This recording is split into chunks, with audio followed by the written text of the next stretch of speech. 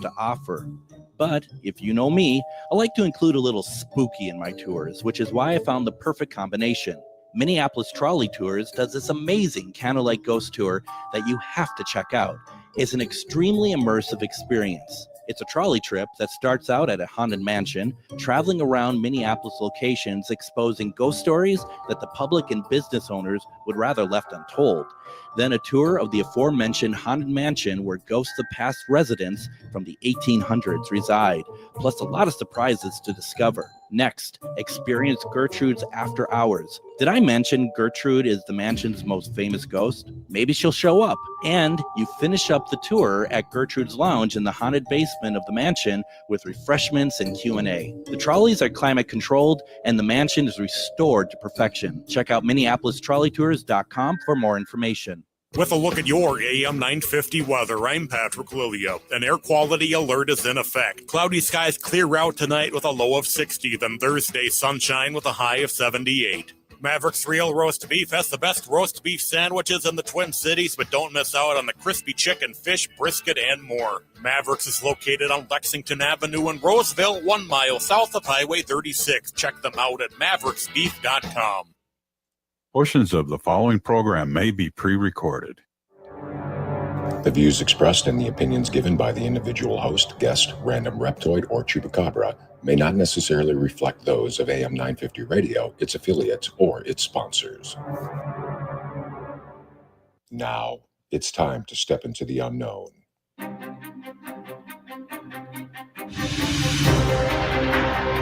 There are things people experience but never talk about. A shadow moving in the corner, flickering of the lights, a disembodied voice. We invite you to talk with us. Share your story, share your experience, because this isn't just your story. This is our story. This is GhostBox Radio with Greg Bakun. And this is GhostBox Radio on AM 950, where every night we talk about the paranormal, ufology, Bigfoot, and so much more. My name is Greg Bakun. Thank you very much for joining us on this Wednesday evening with apparently very poor air quality. That's why I wouldn't know. I don't go outside ever anyway. So it's as far as I know, it's there's stuff going on outside, I guess. So first of all, we got some serious business to get to before we get to our guest tonight. Meanwhile, in Eden Prairie, it is somebody's birthday today, Adam. And I just, my goodness, huh? I mean, look at you. What are you, 25 now or something like that? What's going on over there? I'm 19 again. How about that? No, I am officially, the way I looked at it as a child, I am officially decrepit. I am 45, so I'm halfway to 90. Jesus. So no, I'm an old ass man today, as they would say. Well, you know, I guess, you know, I never really thought about it. Let's be perfectly honest. I never really thought about, you know, you being born. I just kind of thought you just kind of existed one day. So the fact that you know, there's a birthday attached to that, I guess that's great. I guess I'm the Golgothan demon from the movie Dogma. So, okay. So here we go. Obviously you didn't really have a chance to celebrate today because you've been at the station literally all day. Yeah. The 11 hours by the time we wrap up here. Yeah. Okay. And you know, we don't care how long, we don't care about the hours. We just want, you know, just Chad might. Well, he preferred to be under 11. Yeah. But you know, the thing is, I do have like celebration plans this weekend or something, or what? You know, I haven't really thought about it because in reality, I probably haven't actually celebrated a birthday since I was 13 because I had band camp throughout high school and stuff, and that always fell over my birthday. Sure. And then after that, it was work. So I don't think I've really celebrated one since I was about 13. But I think this weekend I'm going to order a pizza and watch SummerSlam and call it a celebration. All right. Well, you know, let me know if you want to go back to band camp and we can, you know, just to kind of relive the old time. What did you play in band camp? I played drums because I can't read music. Drums? I was a drummer. Yeah. Oh, wow. Very nice. I have very little rhythm. Can't read music, but good enough to be you know how in marching bands, the bass drums go from the little one to the big one.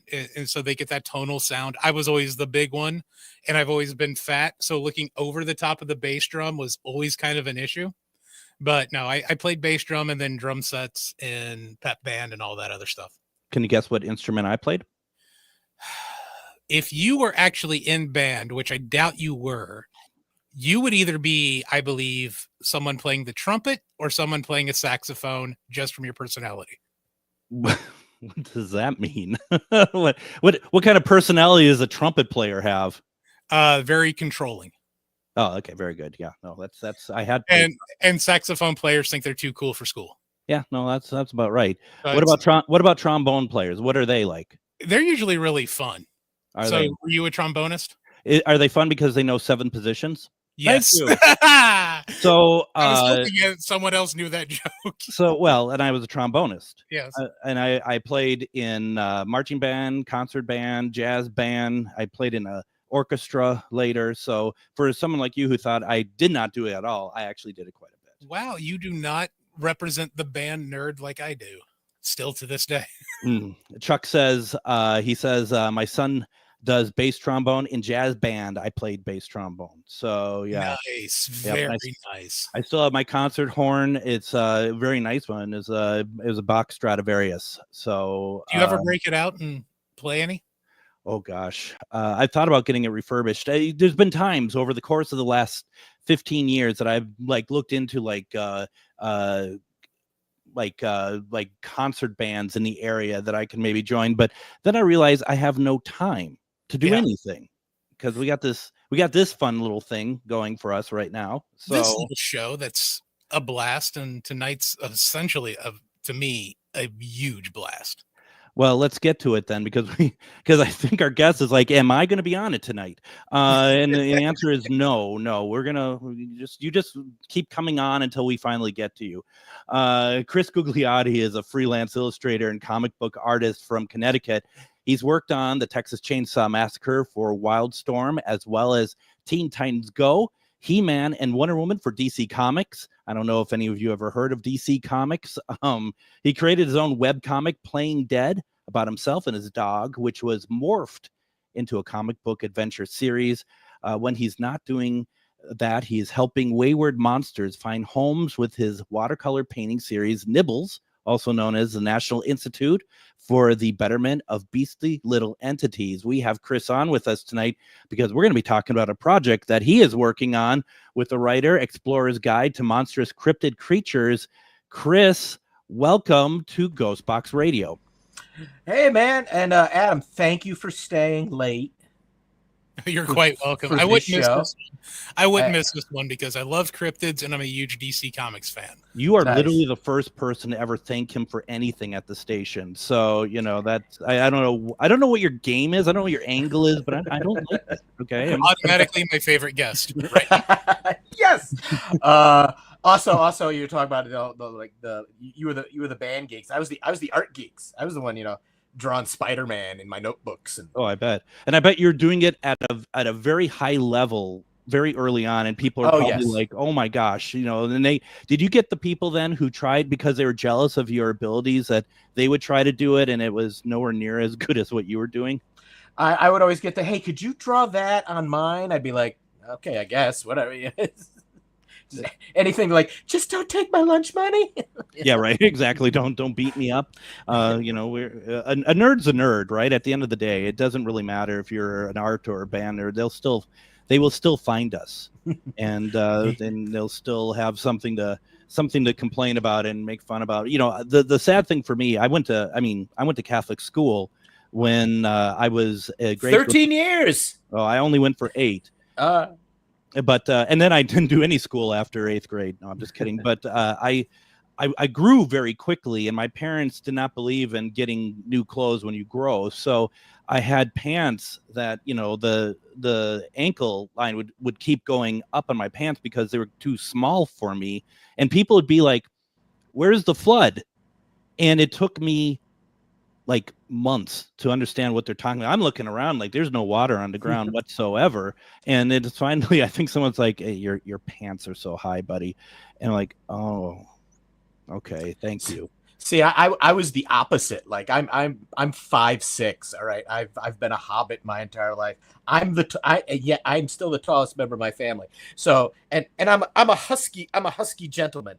So it would be my passive aggressive grandmother who would have to hem my pants because the legs were too long. But here, you'll fit into these now. I'd be like, thanks, Grandma.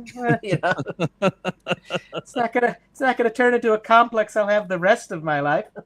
No, it's funny how none of this stuff affects our lives whatsoever. Nope. The constant ripping and just walking down a hallway and people are coming at you and being rude and stuff. It really doesn't affect you at all. The bullying, not at all. no. I do not stay up late at night sometimes reliving things from high school. It never comes back ever, right? It never like 1,000 different scenarios how it could have been better if you had just said that. You know? Right, or how many more black eyes you'd get if you just said that. You know, I mean, there's that too. Adam, were you picked on? I mean, you're picked on now, but were you picked on as in going to school and whatnot? I'm very much in Chris's boat with the hemmed pants because I'm only 5'6" and I'm a large individual, so that's why I'm 45 and I wear jorts. So I don't have to worry about the hemmed pants looking like out of date bell bottoms. I'm a cargo short guy. I love the pockets. Oh, I miss pockets. That's why I wear hoodies all the time too. Oh yeah, I was one of those kids that would like pick up anything off the ground because it's all treasure. Oh yeah, it's going to be. And my mother would be like doing the wash and like change and pretty rocks and weird stuff. Hypodermic needles, and it's like, why do you have this? Like, I found it on the ground. Treasure. Well, you two are weird. And so am I. So who am I kidding? So, okay, let's talk a little bit about cryptids here. Can you fill us in here what you're doing with Explorer's Guide to Monstrous Cryptid Creatures? Because I looked at your Kickstarter page, and it's pretty awesome, actually. And I want to kind of let listeners know what you're doing right now. Okay. Even I have to look at the titles because the Explorer's Guide to the Monstrous Cryptid Creatures of the United States. It stemmed from I was working with my partner in this, the writer. We were working on like a board game type thing for Kickstarter, and it was all about monsters. And we wanted to like throw in some like you got the classic Universal, but we wanted to throw in some of the like. I was just kind of like, let's do some cryptids. Let's do some Mothmans. Let's do some. Come on. People love the Mothman. So it stemmed from that, and I had done enough, and so we were thinking like, okay, this art's pretty cool, and I've been drawing like monsters forever, and that's like my go-to. Which is weird. I drew a Wonder Woman comic, so it was just like to be like, what if Wonder Woman was, I don't know, a giant kaiju with flaming breath? Is that a thing we can do? They're like, no, please stay on model. All right, but it stemmed from that, and we took that, and we were like, wouldn't it be cool to do like one of those old I forgot to bring it. I got like a Reader's Digest, like Birds of North America. Yes. Do something like that. But with cryptids, so we were like, okay, we started with we'll start with America, 50 states. All right, we're gonna do 50 states, one per, and it'd be cool. We got we got one page, that I did a full illustration of the cryptid, my interpretation of it, because there's several there's a lot of it like you got, speaking of DC Comics, you got Superman, Batman, Wonder Woman, you got if the cryptid is like Mothman, Bigfoot, the Jersey Devil, those are like those are the ones those are the guys that put butts in seats, Absolutely. So we knew we were doing that, and then there's you got let's see, what are the other like Champy up in Lake Champlain. Let's see. Oh, the Wendigo. You guys got the Wendigo. Absolutely.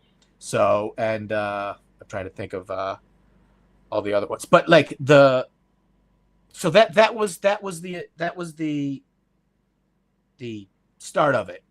And so as we were coming up with I was coming up with ideas, I was researching cryptids, and it was just great to see like how many there are.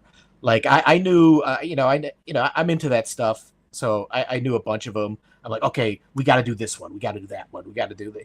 But like, just to do in the deep diving, like learning how many cryptids each state has. Right. So So, and in doing it, like there were several where it was just kind of like, okay, that's like I said, you need the three big ones. But like I was like looking at like what are the really weird ones nobody knows about? Like I wanted to do and artistically interpret like my vision of like these creatures that maybe people don't know of unless you live in that state. And so it started off there, and then we were like, wouldn't it be great to like we have the I'm Italian, I talk with my hands, so I'm sorry. So did Jim Henson, by the way. But anyway, sorry. Anyway, so yeah, so it was fun to do. Like you got your basic, little blurb, let you know who they are. I put like a map of the state. I had designed all the pages, all the books, and then I handed it off to my writer friend. I'm like with like little notes, like this is this. Make this make sense. Make these words pretty, And so we decided to do.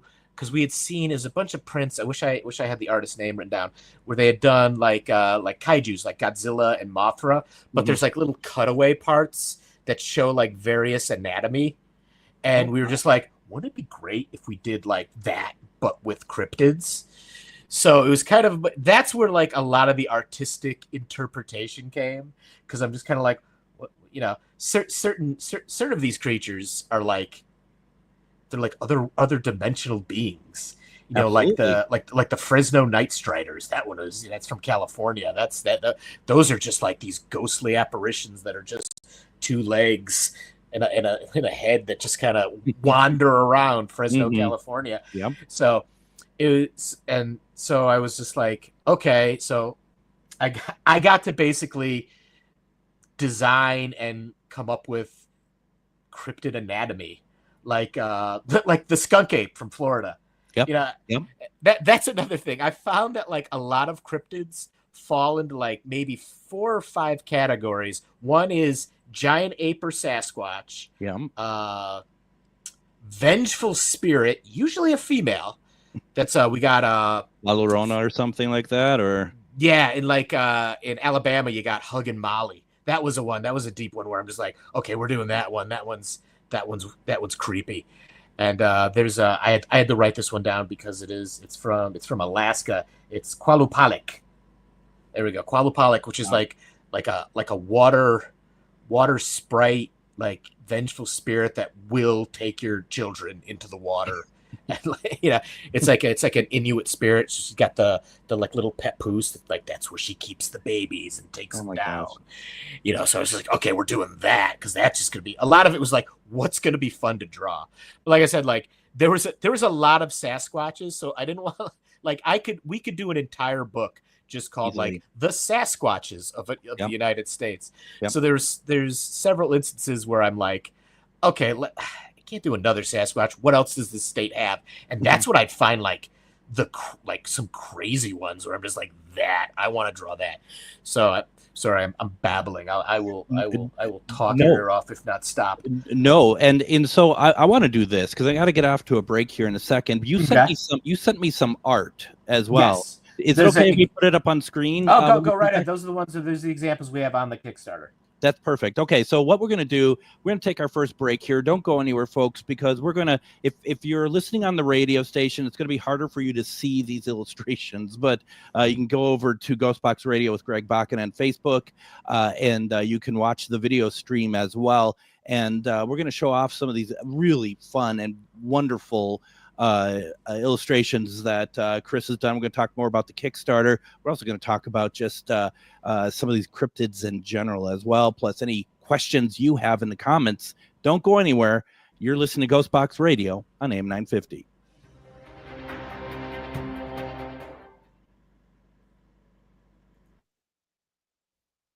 Are you one of thousands of individuals who know you have psychic abilities but don't know how to tap into your higher self? Refined Divine is an extremely gifted psychic medium who offers classes that can help you reach your goals. Refined Divine holds classes Monday and Thursday at her 2 locations and via Zoom.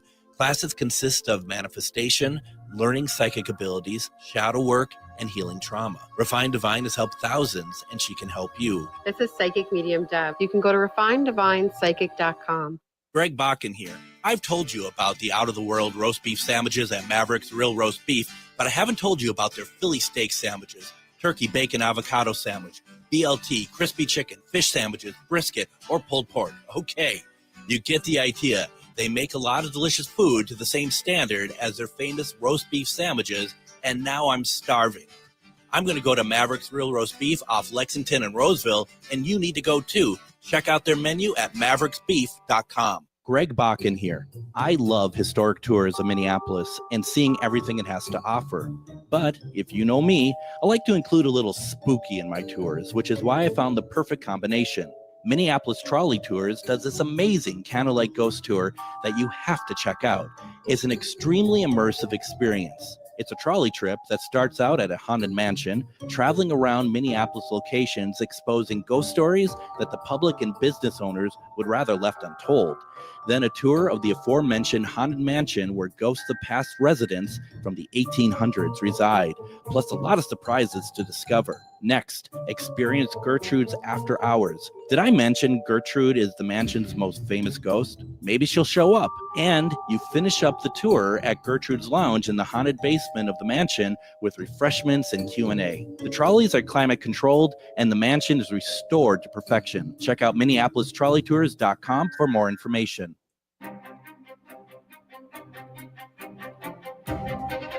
You know, I have some fun news here before we get back to Chris. This Friday, I'm going to be guest hosting the Matt McNeil Show at 3 p.m. Central Standard Time, 3 to 5. And Adam will be joining me for that. You're still joining me for that, aren't you? Yes, I am. I wouldn't miss it for the world. So Friday, in the first hour, I'm really excited about this. We are going to have as a guest Butch Patrick.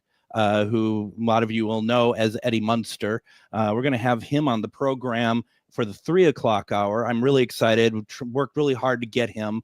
For those who listen to the Matt McNeil Show, it's the Twin Cities take on a lot of politics and a lot of current events. But when I host the show, I try to kind of mirror it to not necessarily GhostBox, but to my own way of thinking and stuff. And I'm much more comfortable doing stuff like this. So we have Butch Patrick going to be joining us in the 3 o'clock hour on the Matt McNeil Show. At the 4 o'clock hour, we're going to have John from the Minneapolis Trolley Tours. He's going to be joining us, and we're going to be talking about gilded mansions. We're going to be talking about some of these wonderful treasures in the Twin Cities, and you'll be able to see them if you take the trolley tours. And we're going to talk a little bit about that as well. So once again, Matt McNeil Show. I'll be guest hosting that Friday from 3 to 5. Adam will be on the board with me. And then, of course, Friday night, we'll be back with GhostBox Radio Casual Friday. So a lot of fun stuff there. We have with us today, we have artist Chris Gugliotti, and we're talking about the project that he is working on. He has a Kickstarter for it, Explorer's Guide to Monstrous Cryptid Creatures. And really, I love... Chris, I love your enthusiasm for this. It just seems like you're taking it the right direction. You know? Oh yeah, first of all, like I've stated, monsters are my jam. Anyway, I love creatures. I love anything. And first and foremost, when we started this project, I talked with the writer, and we were discussing what we want, and it just came down to, I wanted to make a book that I myself would buy. Mm-hmm. So following that basic rule, that's where I went from there. So I was 50 monsters and then 50 anatomies of monsters. I sat down, I locked in my studio, just making sure that when this Kickstarter, when it ends in I think 22 days, this book is ready to go, ready to print. We didn't want people to kickstart it and be like, well, I guess I'll see it in a year or so. It's no, we push this to.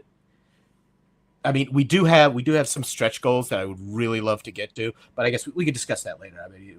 Yeah, no, well, go ahead. Some of the stretch goals I want to do are the first major stretch goal that will add something to the book. It is currently at 100 and I think 12 pages or so.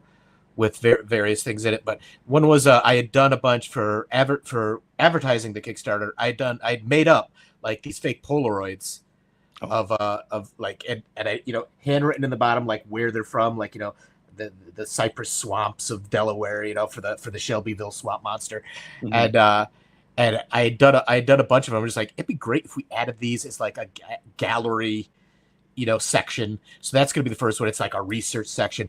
But the big ones I want to get are the ones after that. Once we hit like certain goals, is where we're going to add more cryptids to it. But I found 4 more cryptids, so it'd be 8 more pages added to the book from the U.S. territories. Wow. So I want to do like Puerto Rico, the Virgin Islands, American Samoa, and Guam. So it's just I just in my head I'm just like, if this book does really well on Kickstarter, is like, let's just make this book even better. And my co-conspirator Shannon Denton is like, yeah, let's make it cool. I'm just like, yes. So I love the fact that you're all making these Polaroids, and I think that's kind of the fun about this sort of a project, is the whole idea of, it's like, to me, it's like the old, you ever see like the old like In Search Of series with Leonard Nimoy, and yes, that all that shaky, blurry imagery and whatnot, and I think that's a huge part of all of this in my mind. Yeah, and like the Polaroids, like I said, they just started as, I wanted something for the back of the book, like a graphic to add to it, like so it looked cool. So I'd done like one of the Mothman, and that was the Mothman, put handwritten on it, says Point Pleasant, West Virginia. And then my like I said, my partner Shannon, he was like, think you could do like 3 more? I'm just like, I guess. I mean, this was just a goof. And then as I started doing it, I churned out about 8 or 9 of them, and I'm just like, and he's like, yeah, okay, we only need like 3 for the back cover, but we'll use these in the Kickstarter page and all that. And then I'm just kind of like, all right, cool. Could we then, if we do good enough, could we have like a gallery section? Like I have them all like designed out, so it's on like old paper with like masking tape on them. I should have sent you an example, but and then I'll handwrite like different like little notes, like Mothman stole my sandwich or something like that. That's great. Dates and stuff, and just that's the stuff I love. Like, just make it like, oh, this is somebody's book they found in like an old trunk. That's I love that stuff. I love that too, and I love the fact that too. I mean, this is the type of project that you and Shannon can do literally whatever you want with it. You're not confined by rules, really. You can have just so much fun with it, and it's just really as far as your imagination can go. Yeah. I got I have some of those images. I'll put up one at a time here if you want to talk to me. Is there anyone that you want to start with first, or just go with whatever? Yeah, let's do this. Let's do this. Here is the Jersey Devil. Yes, the Jersey Devil. Like, that is, the legend of the Leeds family, the 13th child was born, and it was a complicated birth. So Mrs. Leeds was like, let this one be a devil.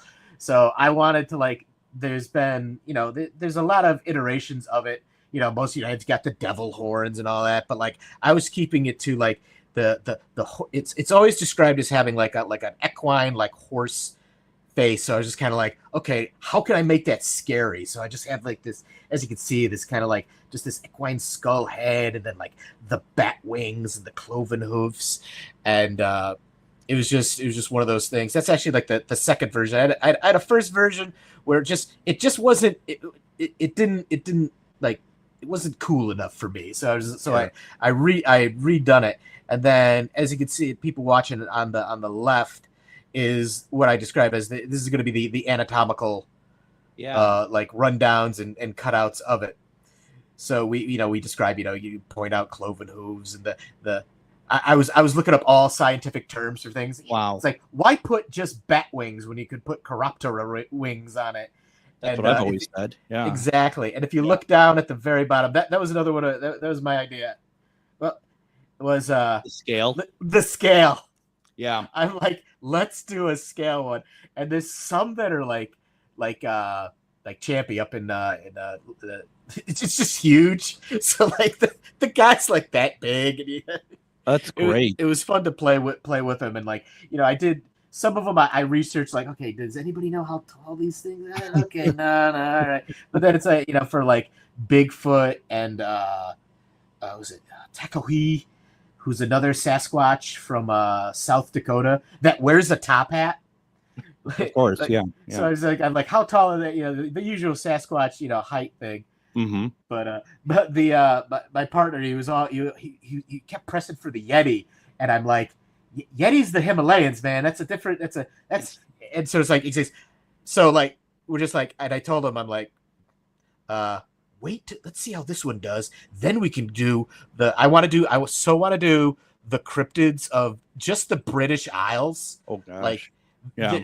And Ireland, and then move into like, Europe, and then just keep going. I'd also would love to do, I forget the they're like the technical term, but like Japanese ghosts as well. Oh yeah. Like there's so many different, like all that stuff is just fascinating to me. Now, so Adam, is the Jersey Devil, isn't it your favorite? Jersey Devil is one of my absolute favorites here of the American cryptids. I love that story. Yeah. The 13th, she'd had 12 boys. She wanted a girl. It's like, and then it's going to end up being another boy. I dig that one. Around the world, very similar one is the Lopazone, but it's the 7th son born of all boys. And it's supposed to be like a werewolf hybrid. So it very much leans into that same story. And which is something I wanted to ask Chris. When you were researching these as well, did you find a lot of matching folklore to go along with some of the cryptids that were almost exactly alike? Oh yeah, there's a lot of like I was talking about, like how I kind of split them into categories. It's because there's always that local folklore of like a werewolf, a lost soul, just like the Sasquatch, and it's just amazing to see how like it's all intertwined with around the world. Like it's a lot of regional, isn't it too? Because you got people who are calling the same thing different things because we're not connected. Yeah, like the Shelbyville swamp monster, it's kind of on the borders of Maryland and Delaware. There was a lot of there's a lot of crossover, especially with Bigfoot. Like Bigfoot, we gave him Washington, but he has been known to stray into Oregon and all these territories, and all the Pacific Northwest, in the big forest in the Pacific Northwest. So it was tough to be like, okay, well, like the chupacabra. Oh yeah. Like I put that in Texas. Yep. And then I'm thinking, like, if I do Puerto Rico, the chupacabra is big there too, but like it was in Texas first. So I'm like, okay, I think I chose right. But there's a lot of like skinwalkers. You got Skinwalker Ranch. So that's kind of, some of them are very specific, while some of them are kind of, they are in like, it's almost like they're in two places at once. But you're putting them where they're most popular so that you can even it out across the country. Yeah. Right? Yeah. Like I said, like it's like we could have done an entire book full of Sasquatches. And maybe someday you should. Here, I want to move on to Mothman. Okay. Here's Mothman. Okay, Mothman. Mothman has got to be like my favorite. I think it's everybody's like first step into the cryptids. I love the book, The Mothman Chronicles, and to a lesser extent the Richard Gere movie.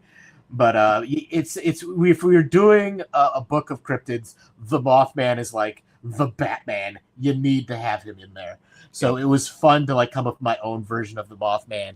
And like I said, he was actually in the project we were doing before. In it, we had like it was almost like Pokemon levels of evolution. So I got to do like, this is like basic Mothman, and then there's middle Mothman, and then like super Mothman. And I'd love to. I would love to have shared those drawings, but that's another project that I can't show things for. But no, that makes sense. So like with the Mothman, it was like, okay, what do I? He's kind of an otherworldly interdimensional being.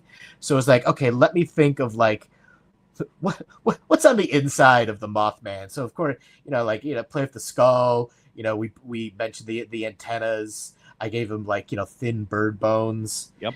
And And then I wanted to give him like kind of a weird like multi-chambered nebulous heart, something that like even if you it like moves around and you can't really kill the Mothman, because I love the fact that based on the size of Mothman versus the human, Mothman could just wrap itself around that human, like give him a big serious hug, you know what I mean? Just a final hug, and a final hug, not like an encouraging hug, like not you're doing all right. Yeah, no, not that. It's okay. Mothman's here. You're gonna be okay. Not to be confused with Mothra. That's a whole other different thing going on. But I love this. This is great. This is really cool looking. Thanks, man. Yeah, a lot of love went into this. It's very clear. I want to get to because a couple minutes we need to hit our next break, but I want to get to then this one the Hodag, man, this guy from Wisconsin, he's got like t-shirts, souvenirs. This guy is really big in Wisconsin. So like I had to do this one. And this was I mean, there's a lot of, I'm tooting my own horn, but there's a lot of really good art in this. But this one was the one where I'm like, now I want a t-shirt of this guy. This is beautiful. This is absolutely gorgeous. But like, I mean, the way I, it's my version of it, but like that is how there's a statue of him in Wisconsin. I forget somewhere, but it's like this glorious like statue of this, of the Hodag. And you're just like, that's so cool. Like me and a buddy, he was moving to Arizona, so I went across country with him to help him move, and we were stopping at all the places. I'm like, I want to see this. I want to see this. We did Area 51. Oh yeah. It's just like this stuff is my jam. Yep. So to be able to be like to just like take my brain and vomit it into a book and be like, look at this. Yep. It's been just such a great experience, especially partnering up with my buddy Eric Shannon. Yeah, and this art's too good for Wisconsin. I'm just kidding. Come on. Thank you. But it is. Why don't we do this? I want to get in this next break here. When we come back for our final segment, I want to just talk cryptids. I want to talk, Chris. I want to talk where you're at with what you believe. I want your opinion on stuff. Anyone who has questions, feel free to put them into the comments. This is such a fun conversation. Before we head off to break, though, is there an easy way to get to your Kickstarter page? Chuck was kind enough to put it into the comments. I'm going to put it into my stuff after the show. But I do, if they go to Kickstarter, because these links always seem to be pretty long, can they just like look up your name or something? They should be able to look up Monster Forge Productions. They're that's who I'm working with on it, and we have gotten the Kickstarter Projects We Love stamp of approval from Kickstarter, so it should be on the homepage. Nice. But the easiest way, I guess, would be to type in Monster Forge, 2 words, and Monster Forge Productions, and you should be able to find it. If not, just go to my Facebook page, Art of Chris Gugliotti, or my Instagram at Chris Gugliotti, where it's the link is in my bio. We're gonna make sure we're putting on everything that we share out as well. We'll be back in a couple minutes. Don't go anywhere. You're listening to GhostBox Radio on AM 950. Madison Comic and Pop Culture Expo comes to the Alliant Energy Center August 9th and 10th. Madison Comic and Pop Culture Expo is a celebration of comics, toys, TV, film, art, cosplay, games, and all things nerdy. It's also a family-friendly event where you can meet your favorite celebrities, browse the vendor hall and artist alley for all the coolest merch, watch celebrity Q&As, and even more. Madison Comic and Pop Culture Expo, also known as MadX, is going to be huge, with guests like Walter Jones from the Mighty Morphin Power Rangers, legendary wrestler Sting, plus other great guests from voice actors, authors, and artists all over the entire weekend. 2 days of action-packed fun at the Alliant Energy Center. Tickets start at $53. Kids tickets are just $9.99 for the entire weekend. Don't wait to get your tickets. Buy your tickets and get more information at MadisonComicExpo.com. MadX is Wisconsin's biggest Comic-Con, and don't forget Twin Cities Con is coming up in November. New guests are being announced all the time. Go to TwinCitiesCon.com for more information. What if one day could open your heart, spark your spirit, and connect you to your most authentic self? That day is Saturday, August 23rd from 10 to 6 at the Litz Rock Shops Woo Woo Festival at the Taylors Falls Memorial Community Center, located at 312 Government Street in Taylors Falls. Explore tarot, oracle, psychic, and mediumship readings. Listen to inspiring speakers covering fascinating metaphysical topics. Soak in the calm tones of live hand pan music. Shop handcrafted goods, crystals, metaphysical tools, books, and more. It's just $5 cash at the door as a free will offering.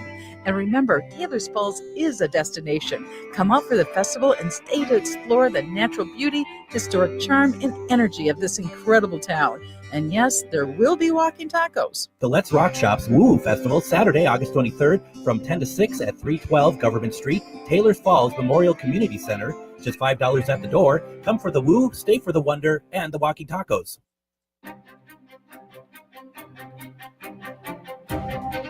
And join me tomorrow on GhostBox Radio with Greg Bakun. We are going to have our conversation with Anthony F. Sanchez. He wrote the book UFO Nexus, A Journey into Alien Realms and Cosmic Secrets. It's a fantastic conversation. This is a replay that we did back in December of 2023. But as I talked to him about the fact they're going to replay it, he's like, Greg, I have a book that you're just going to go crazy for. Your listeners are just going to love. And he said it centers around, and he gave me a date. And that date just so happened to be Roswell in 1947.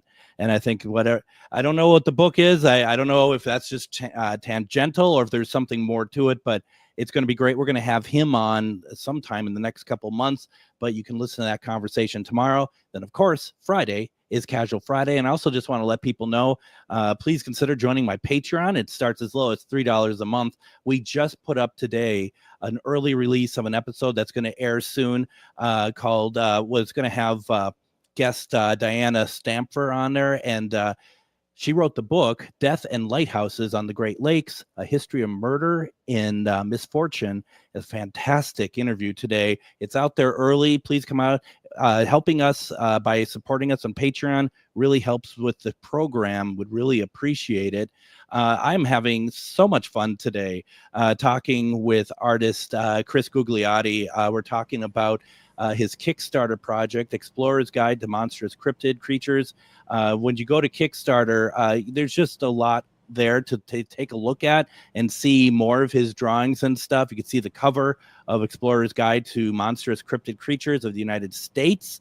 This is really very cool. You're going to enjoy this. Please go check it out. I'll make sure the link is everywhere. Chris, though, I want to ask you, where do you stand on all this stuff? Or do you just find it really cool and like a good muse for you to be creative? Or do you, oh my gosh, that's the biggest cryptid I've ever seen. It's my own chupacabra.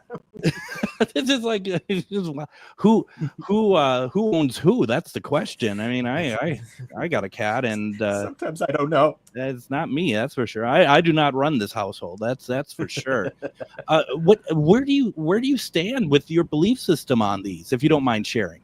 I mean, I am very open-minded. I believe that there are things out there we have not discovered yet, or so mainly because I really want it to be, because otherwise it's kind of boring. It's but you look back at remember the coelacanth, the fish that everybody thought was it was extinct. Yeah, and then they found one, and when I was a younger kid, I was like, oh my god, they found one. And then I have always been a fan of the Loch Ness Monster, and I created a joke tier for the Kickstarter that the stretch goals, it's an insane amount.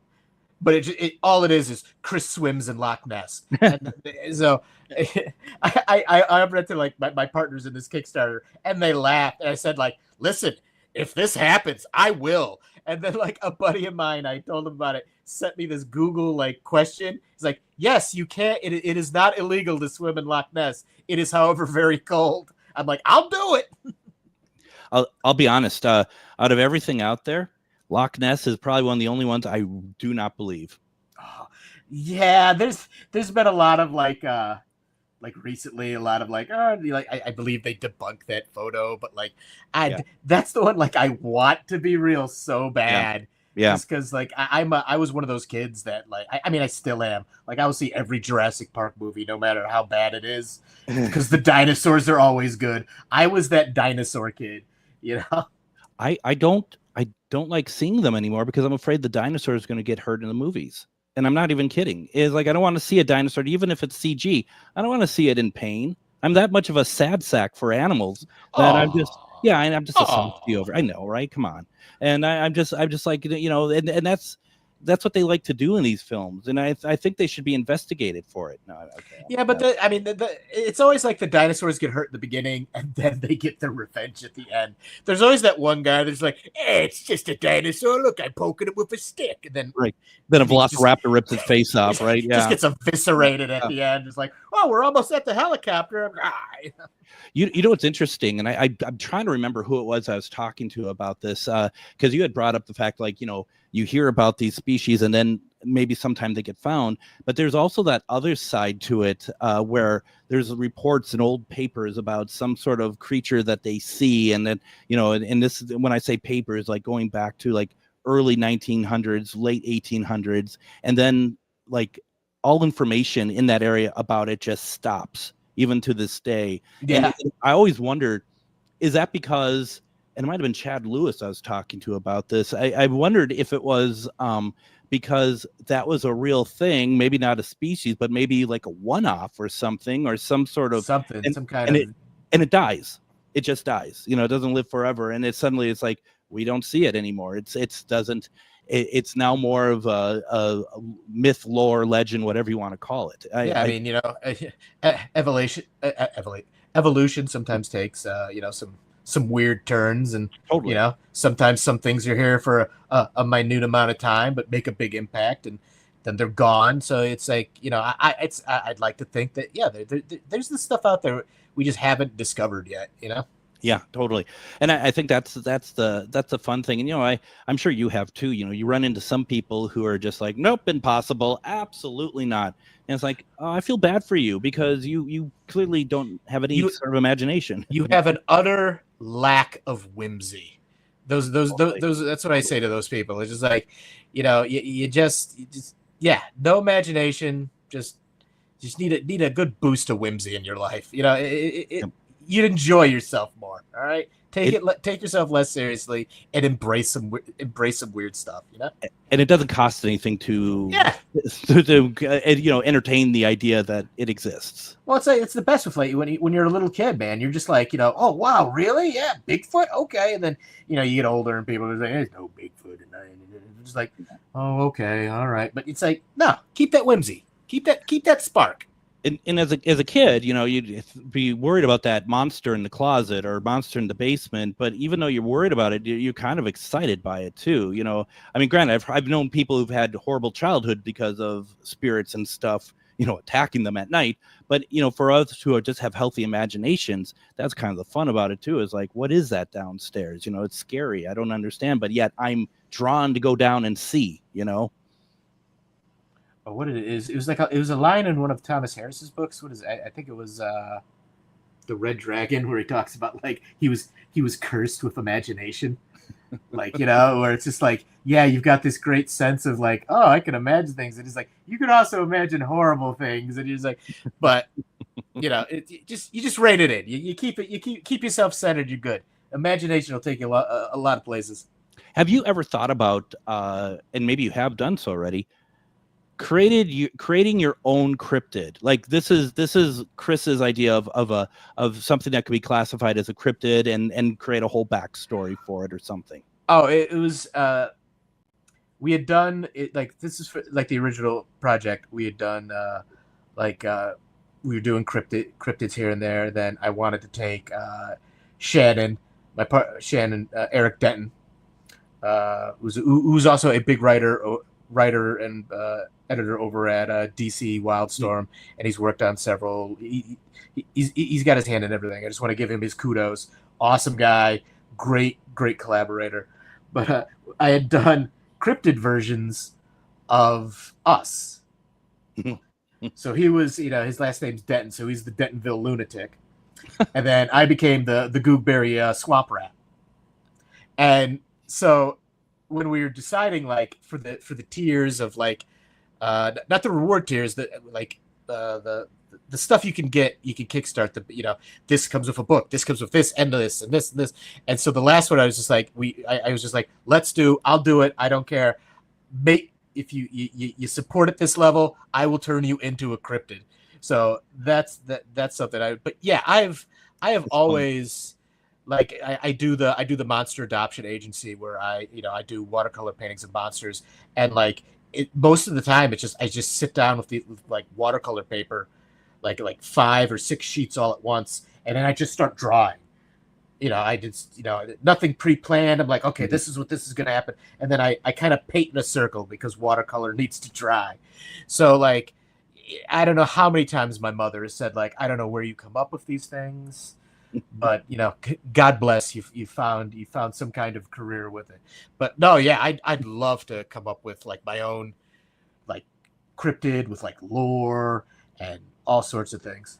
You could easily create some, especially with Shannon or whomever else, like some kind of graphic novel or something out of it, and just, I mean, really, with, like you said, that backstory, and really just and put some great scares in it. I mean, how cool is that? And it's just like, we eat that stuff up, we love that stuff. We oh, yeah.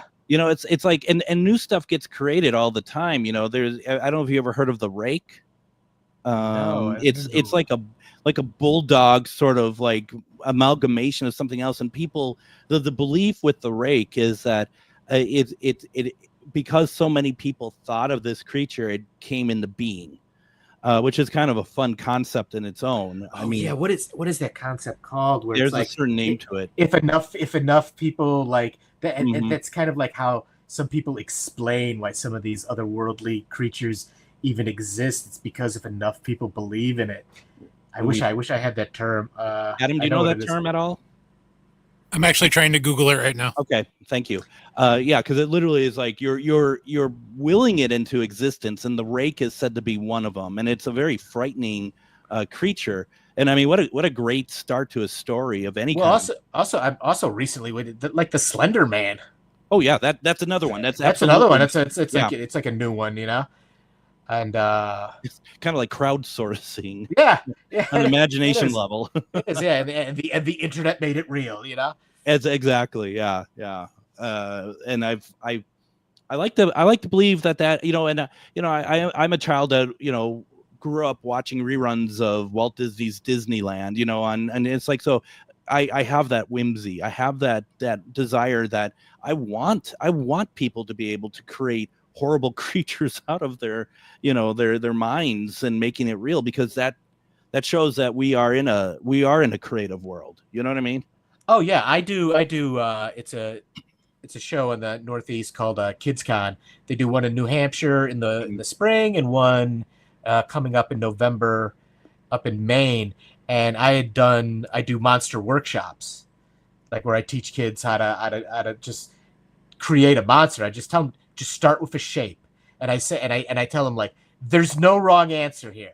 I'm not looking, I'm drawing this on this board. You don't have to draw what I'm drawing. Just follow along and create. And like, it was such a thrill to have like these 5-year-olds be like, look at my monster, and I'd be like, yeah, all right, you're good. Never lose that. Never let keep that. But yeah, like, it's yeah, like I said, don't lose the whimsy. Don't lose the whimsy. Do you have a shirt that says that? Don't lose the whimsy. Don't lose the whimsy, because the world is boring and dark enough right now. It's just, don't lose the whimsy. That is the light. That is the light that'll keep you going. It's just like I said, it doesn't cost you anything to believe it. Just it doesn't mean you have to. And you don't have to believe in everything, but just, I always say, just be open to the concept. When I talk to people, I talk to a lot of people about this stuff and talk about aliens, and they're like, it's impossible because of the size of the blah, blah, blah. It's like, well, all right, talk to you later. I literally am like, I'm done with you. You know what? I've had that same conversation with a friend of mine who runs a comic shop, and he's in like his 60s, and he's a big sci-fi, Star Trek, all this stuff, and he's always, but man, he is so like, there's no aliens. If they are, they can't get here, and he just runs down this scientific explanation. Yep. But then I'm always just like, but what if they can? It's like, there's stuff out there we have no idea. So it's just like, what if they can? Just remember the old days when we used to think that the sun revolved around us. It's one of those things that we evolve, we learn stuff, and the stuff that seemed impossible sometimes shows that it's not impossible as well. Chris, we're wrapping up here. We're running out of time. Once again, it's been a blast. This has been a blast too. I thank you. I want to once again urge our listeners, and I'm going to put this everywhere when I share. I'm going to share out clips and stuff tomorrow. Check out Chris's and Shannon's Kickstarter page, and please support, because if you like this stuff, I think you're going to be enjoying some really high quality stuff here pretty soon. So. Yeah, if I must say, we had made initial funding within 48 hours. So right now, like, this book is being made. So if you support it, you're getting it. But the more support we get, the juicier the book will get. So I really want to hit some of the next stretch goals, because those are the ones that are going to add to the book with the Polaroid Research Library gallery section, and then the cryptids of the U.S. territories. I really want to get to that. I just want to make the best book possible. Yeah, you can see that Chris is ready to go. Folks, go check it out. I'll put the links out tomorrow. We have Anthony F. Sanchez. Everyone, have a fantastic night. I'm standing up for the middle.